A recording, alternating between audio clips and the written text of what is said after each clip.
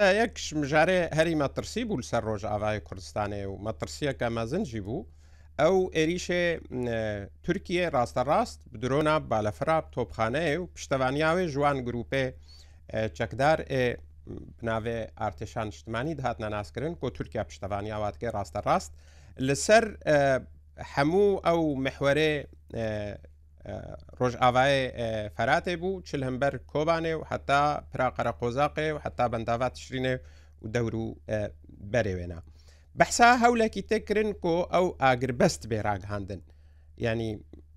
دانوستاندن هەیە بڕاستی ناڤەرا هەسەدە و تورکیا ناوبێنکار یان ڕاستە ڕاست ji bo vê agiribestê? Birastî armanca me ew e ku seranserê Sûriyê û taybet Bakur Rojhilatê Sûriyê hemû êriş bêne rawestandin. Îdî Sûriyê divê têkeve pêvajoyeke istiqrarê û dayanistandinê ji bo çareseriyeke mayînde ji bo bercewendiya tevay Sûriyan.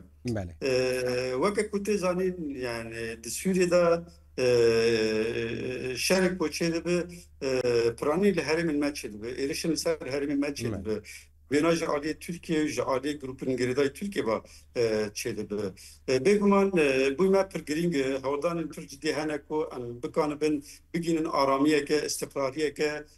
şer bi temamî raweste ku êdî hemû pirsgirêkin henî bi dayanistandinê em çareser bikin ya bi Şamê re dibe bi Tirkiye re dibe bi va grûpên dîtir re dibe pêwîst e êdî hemû problem birêkin dayanistandin bêne çareserkirin û divê derbarê de jî hin hewldan hene em dibêjin wê hêvî hebe ku em êdî derbasî pêvajoyeke ji aramiyê û istiqrarê bin di Bakur Rojhilatê. Mamoste te hevdîtinê rasterast rûbirû navbera hin berpirsên Rojavayê Kurdistanê Bakur Rojhilatê Sûriya û berpirsê Tirkiye de bûne ji bo vê yekê? Na tu hevdîtin rasterast çê nebinin naberê me de wekî dî nîqaşek ku çê dibin birêkê şirîkê me yê koalîsyona navdewletî wer hinek name diçên û tên. Belê helwesta Tirkiye hinekî nerm bûye ji berê bêhtir yanî em ev demeke ew gefê wilo rasterast sist bûne? Yani ha ji bo rejima Tirkiye siyaseta xwe li dijî Kurdan li dijî Rêvebiya Xweser li dijî Qesedê siyaseteke wê ku hatî guhartin tune ye nehatiye dîtin lê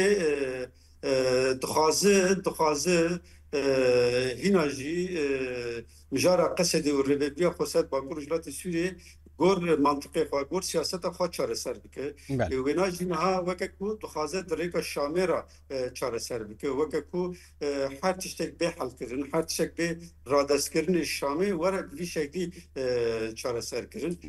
divê derbarê de weke ku sankî li bendê Şamiyê ku Şam vê mijarê de hinek gavan babêje lewra hinek vê demên dawiyê hinek sistayî çê bûye li bendê ku belkî biriya dayanistandina helwesta Şamê erêniye divê derbarê de mamoste Bedran helwesta Şamê erêniye Şam dixwaze bi rastî şer raweste û hevtêgihiştin û diyalog cih bigire? Niha yani mentalîta Şamê hişmendiya wan çi dibe bila bibe lê feqet diyar dibe ku ew jî ji bo şerek nehazirin dixwazin ku rengekî ji istiqrarê û aramiyê hebe ku ew jî bikanibin lêkê xwe bidin erdê xwe bicî bikin xwe komî hev bikin bihêz bikin lê tavî yani ev girîng e ev gava yekê girîng e lê hêdî tiştî aramiyê ku hêdî pêwîst e em çawa çareseriyeke biafrînin ev çareserî çawa têkeve xizmetî tevayî pêkhatîn